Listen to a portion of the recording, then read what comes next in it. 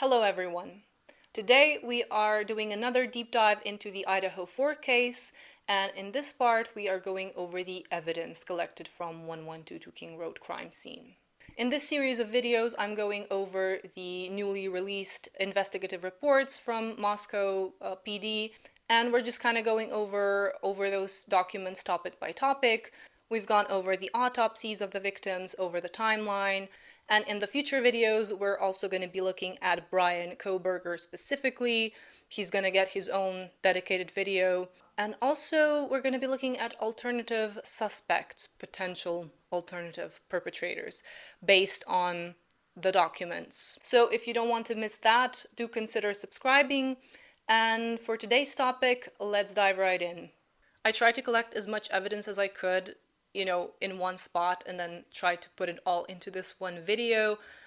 But inevitably, I am gonna miss a few things. I'm not gonna be as detailed as people might like, but this is just sort of an overview of everything that was collected, everything that was found. But if you feel like I missed something important, do let me know in the comments down below.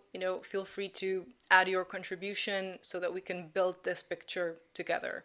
But yes, let's begin right inside the house, 1122 King Road residence, at the bottom of the stairs. This is the staircase leading up from the first to the second floor into the living room, and we can see the remains of a party. A friend of the King Road roommates said that there was a party there on the 11th, and on the 12th there was also a little gathering. People basically came over to pregame for all the other parties that were in the vicinity. There was a party pretty much in every house in the surrounding area. Found on this railing here, there was male DNA. Unknown male DNA. They never tested it because apparently, according to Officer Payne, the lead investigator, they had already had Bryan Kohberger's name at the time, so they just didn't find it important, I suppose, to test this unknown male DNA.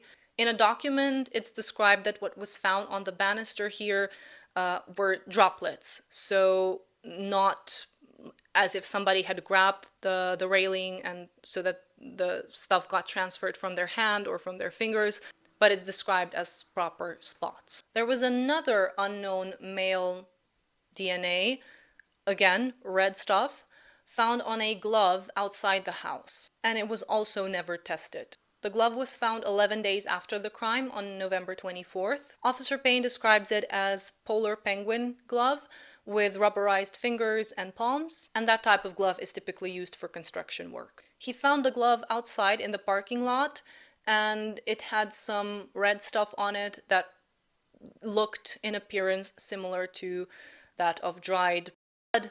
And when they tested it, they established that it is male DNA, but they just never tested it further to confirm, if it matched with anyone who they may have suspected or with any friends or whoever the roommates knew. Now, they reviewed the footage from the first responders, so from the body cams of the first responders who arrived to the scene when the 911 call was made, and they could see that there was no glove there at the time, so they just assumed that the glove got there at some later point, and maybe because of that they didn't find it relevant. Maybe they just didn't test it further because they didn't know where it came from, but it wasn't there initially, so that just makes it uninteresting. I don't know. That's what it says there. Next, let's look into the living room. There was a beer pong table right in the middle of the room with some cups still on it, some neatly positioned in a triangle shape, and some were toppled over. Now, one of the roommates, Bethany, said that at around the time when the crime was supposed to happen, she was in the room downstairs, and above her was the living room, and she apparently heard cups falling, among other things, among other noises, but one of the sounds sounded like these cups on the beer pong table falling. And the other roommate, Dylan, who was on the second floor, she described something that sounded like somebody running down the stairs from the third floor to the second floor and towards Xana's room.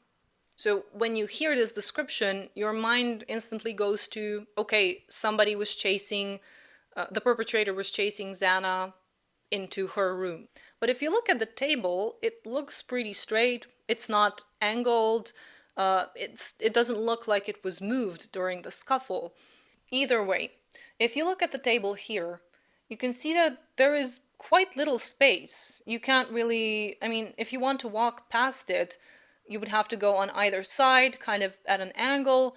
So I highly doubt that anyone was running past here in panic or, that there was a chase. And as for the perpetrator leaving, he would have to go even closer to Dylan's door than I personally imagined, because he would have to go a bit diagonally to walk past the table, kind of like so and so. But yeah, I don't know. Let me know what you guys think about all of this. I will say though, that these photos really put into perspective just how small the house was, despite how large it may have looked like from some photos. But everything was really quite small and cramped together. There wasn't that much space at all there. So next to Dylan's bedroom, a latent shoe print was found, and it was presumed that this was from the perpetrator when he left the house. As far as I know, I haven't seen anything published anywhere what size it was. Officer Payne does write a report where he says that an analysis of several Bryan Kohberger shoes was made to, I guess, compare them to this latent shoe footprint, but we cannot see the results of that analysis. I'm gonna go on a limb here and say that if there was a match, we would probably know about it, or if they had any kind of conclusive results. Maybe there were some inconclusive results. If there was something positive, definitively positive, we would probably know about it. As we have heard many times, Murphy, Kaylee's dog, was initially found in Kaylee's room on her bed. He didn't have any red stuff on him, on his paws or on his fur. He was not harmed. He was quite timid, is how he's described by the officers who got there first. First, they just left him in Kaylee's room while they, so that they could secure the crime scene, so that the dog wouldn't try to jump on the beds with the victims or anything like that. Eventually, they took him to a shelter where Kaylee's ex, Jack, picked the dog up. Now, what else was collected from the victims and from the house? There was a GoPro camera and a disposable camera found in Kaylee's room in her closet. The Kodak disposable camera was booked into evidence, and as for the GoPro camera, it had been established that someone had already taken the SD card out, so the camera itself was of no value. Then we have 2 old iPhones. One was Xana's old iPhone that was damaged in the back, and it hadn't been used since May 2022. And the other one was apparently Kaylee's friend's iPhone. It belonged to a friend, E.T., who was in the same sorority as Kaylee, and the phone itself was found in Kaylee's room, but it also hadn't been used since August 2021. S.G., the representative for the Goncalves family, though not Steve Goncalves, Kaylee's dad, but this SG person apparently collected Kaylee's Apple Watch from the residence and filmed himself doing that, and he gave it to Kaylee's family in December 2022. He was later asked by Officer Payne to give the Apple Watch back for investigation, which he did, but he never was able to provide that alleged footage of him, recording himself finding and collecting the Apple Watch. And also, none of the other investigators who were asked if they remember, no one could remember seeing the watch being found and collected. Now, the next document is a bit confusing because apparently in February 2023, most items had already been released to the families of the victims or of the roommates, but Ann Taylor, so the defense, wanted to keep a couple of items, namely from Dylan's room, a blanket, a handwritten note, a bunch of her shoes, and a cloth. But she also wanted to keep 2 items from the spare bedroom on the first floor. So the way I'm understanding this is that those items that Ann Taylor wanted from Dylan had already been returned to Dylan, but she was able to get them back for investigation. From the house, there were 2 other red liquid samples collected.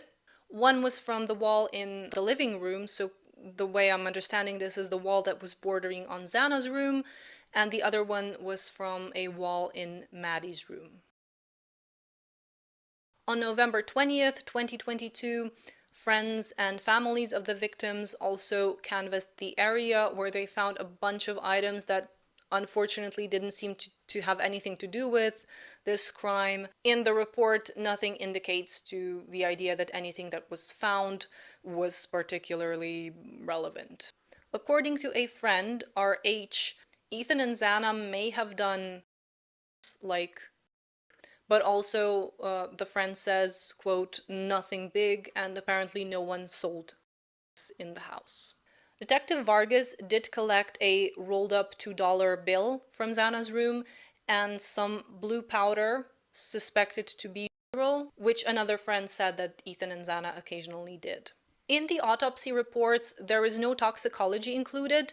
However, there is potentially something that indicates to the idea that some victims may have had drugs in their system. 2 different people did toxicology, one for Maddie and one for the other 3, Ethan, Kaylee, and Xana.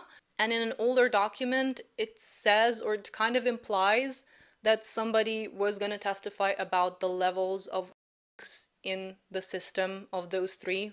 Now for a big one, the knife sheath.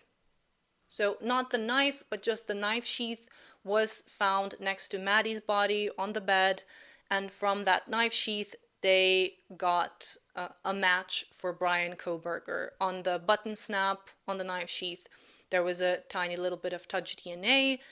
They did they did investigative genetic genealogy at some point where they got Bryan Kohberger's name, and then they basically went to his parents' house and did a trash pull from the dumpsters outside of his parents' house.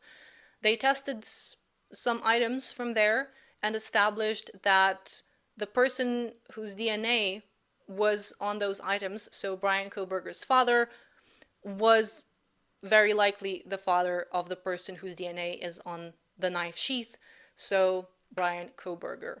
And as we know, this is touch DNA, which in and of itself is interesting, but we went over that a bunch of times. Now, we do have a report that describes how this DNA was tested.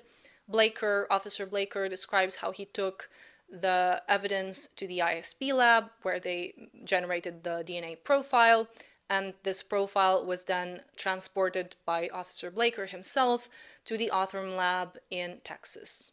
Now, if you remember, Othram lab did test certain databases that allow searches, and then we figured out quite a while ago that apparently FBI did their own round of testing, and they tested databases that technically did not allow searches. But yeah, if you want more information on that, you can find my Idaho 4 playlist here, and I have detailed information about the document that specifically talked about Othram's testing and FBI's testing of the DNA on the knife sheath.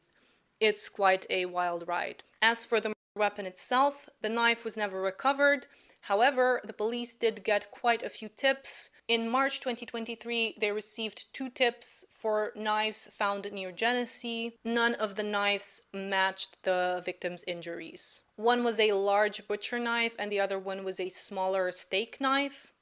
And then they also received another tip for another kind of knife that also did not seem to match the injuries. The medical examiner did describe that the K-bar knife was most likely used on all the victims, so one weapon that was used on everyone. There was another tip for a knife found in Washington, where somebody was painting an apartment of a certain BK, and that is not Bryan Kohberger.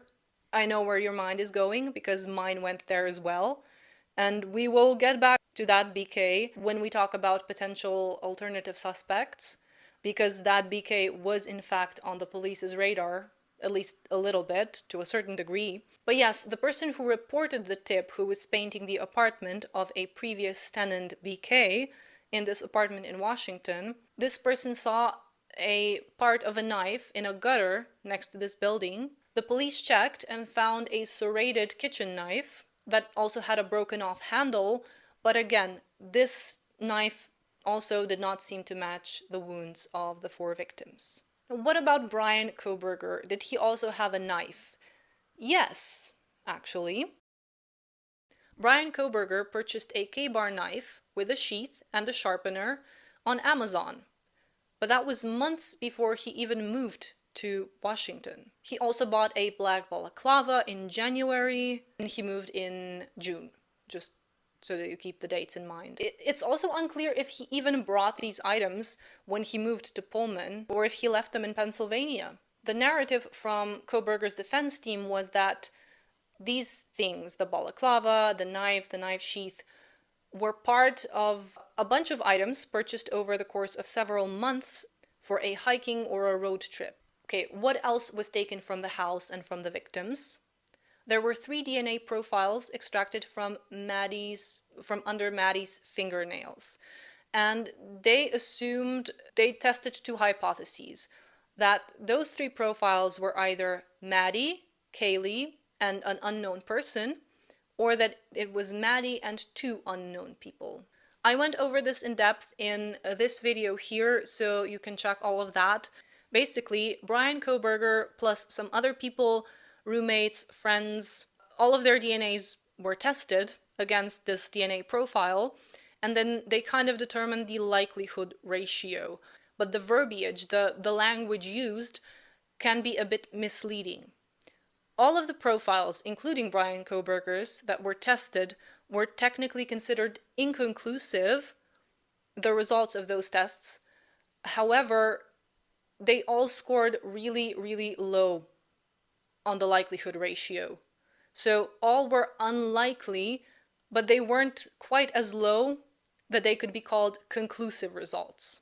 But yes, if you do want more details on this, you can check that video because that was a more proper deep dive. So I'm not going to repeat myself here. Now, from the first floor, from the spare bedroom, this bedroom was allegedly used by Maddie and Kaylee as an office occasionally. And there was a bunch of items there belonging to, I guess, different people from the house, possibly friends as well. Collected from there were golf clubs, computer, shoes, and some other various items. Now, on January 6, 2023, additional items were collected from the house. Those included bed frames, mattresses, pillows, sheets, nightstand, and a shelf. Those were all booked into evidence. As far as we know, the mattresses and bed frames were collected but never tested, and there was going to be an expert who was going to explain why that was, and that would happen had there been a trial, but because there is no trial,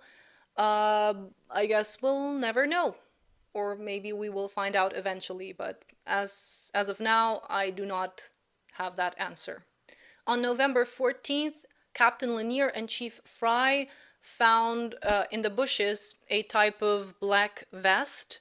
There were photos of that circulating around at the time, and people were saying that it looked similar to the black jacket that Maddie was wearing in the grub truck video.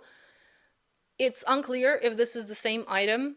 Most likely not. This black vest that was found here, this is near the Whites, the Taylor Avenue apartments. This black jacket was never considered to be relevant to the investigation because it appeared that it had been lying there for a longer period of time. It had nothing of evidentiary value.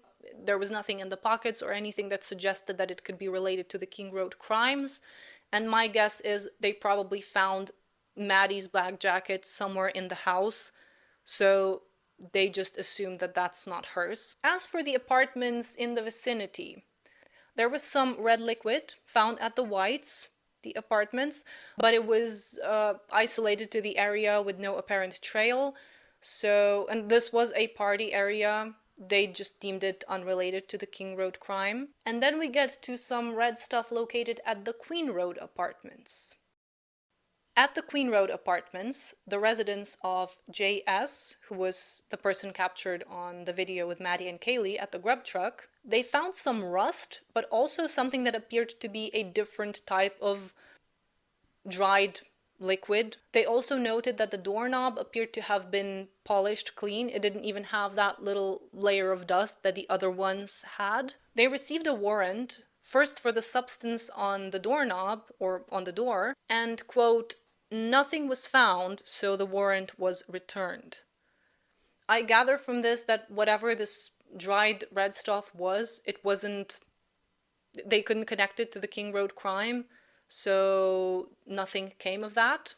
Now, because the house numbers in the reports are blacked out, I cannot tell for certain if this is the same apartment or if this is another Queen Road apartment, but it could potentially be the same one. But at one of those apartments, two maintenance guys found some strange stuff. They were doing routine checks about 9 days after the crime, and in this Queen Road apartment, they noticed stuff that appeared to be dried red stuff on the shower curtain and on the toilet flusher handle, and another spatter near the light switch. Officer Payne and 3 other ISB investigators investigated, and they discovered that this was indeed dried red stuff, and they discovered even some more spatters. 4 samples were collected, but we don't seem to have a follow-up.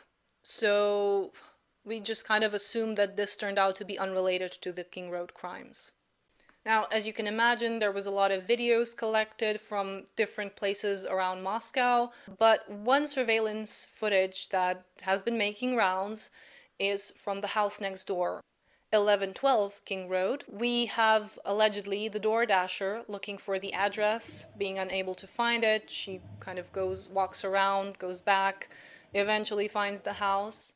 And we also have the suspect vehicle, allegedly Bryan Kohberger's vehicle, circling around the neighborhood, meandering around, doing those little twists and turns, going back and forth and back again. And at around 4:17 a.m., we have these really quite disturbing sounds caught on this security camera. It sounds, at first there's a dog barking, presumably Murphy, but it could be some other dog as well. And then there's kind of these sounds like possibly screaming and a loud thud.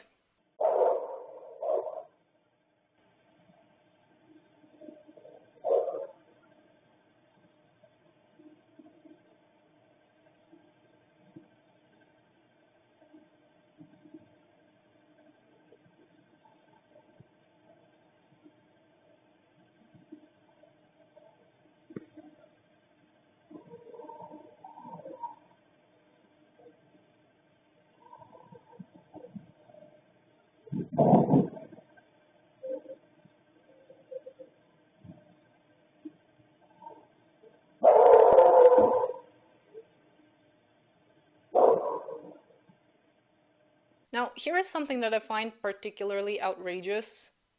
1 year into the investigation, they figured out that some audio from certain clips was missing. I'm assuming this was figured out when Ann Taylor was asking for discovery. So with the permission from the prosecution and from the defense, Detective Mowry fixed the camera from, I'm assuming, 1112 King Road. And he collected some more videos, he downloaded some more videos, and this time they did have the audio. So, yeah, interesting. And this was 1 year after the crime. This was in October 2023. So, I don't know if they just didn't notice that the audio was missing, or they thought that nobody would request the audio.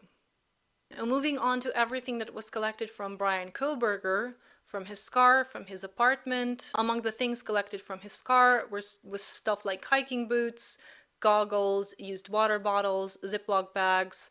Honestly, nothing that unusual. And in these investigative reports, they also mentioned that they were looking specifically for things that he bought on Amazon, things like tire repair kit, warning triangle, scissor jack, spare tire.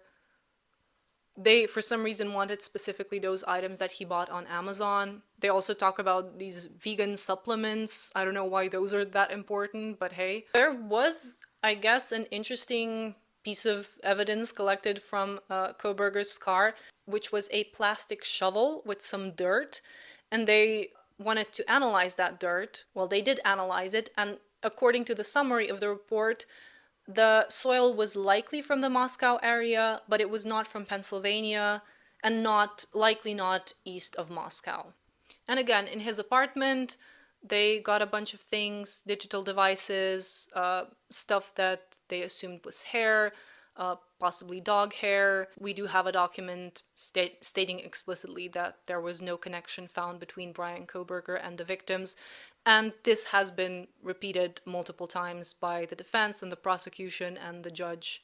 But other than that, they really just searched his car thoroughly, and they didn't find anything, according to Ann Taylor herself. Mr. Kohberger gets arrested, his apartment gets searched, his car gets searched again, and his car gets searched again, and there's absolutely no connection between him and anybody from 1122 King. Now we do learn a little bit more about Bryan Kohberger's other purchases, stuff like a beanie that he bought at Walmart. That was on November 7th. Then he bought some utility clothes, also from Walmart. They actually have Bryan Kohberger buying at Target on the same day as Bethany, the roommate, but they couldn't determine if both of them were at Target together at the same time, like if they saw each other or ran into each other. As for some of the rest of the things, I'm not going to repeat what I stated a bunch of times about the Elantra. Now, technically, yes, the suspect vehicle is part of the evidence, but I have talked extensively about the Hyundai Elantra and the Bolo and expanding the year. First it was 2011 to 2013 Elantra, then it was like, oh yeah, it could also be a 2014 to 2016 Elantra. We have gone over this together quite a few times, so I'll just link another video where I go on about that. But for now, that is about it as far as the evidence goes. You have probably noticed that I have skipped most of the IgG stuff as well, because yes, we have discussed that already before. I will also touch on a few other pieces of evidence when I talk about Bryan Kohberger, so in his dedicated video, pieces of evidence that have to do with him specifically. This will probably be the next video, or, you can let me know, would you prefer Bryan Kohberger video first or alternative perpetrators first? In the video about Bryan, we're gonna talk about his interview when he was arrested, what he told the officers. There were also interviews with the people who knew him, his neighbors, an inmate, a fellow inmate. And in the alternative perpetrators video, we're gonna focus on a couple of people who the police received a tip for, or maybe, who was also on their radar according to the reports. We are gonna stick to the reports, we're not gonna go anywhere too crazy, and I'm very much looking forward to exploring that with you. But for today, thank you for sticking around till the end. I hope you enjoyed the video. Don't forget to like, comment, and subscribe, and I will be seeing you soon. Take care. Bye, guys.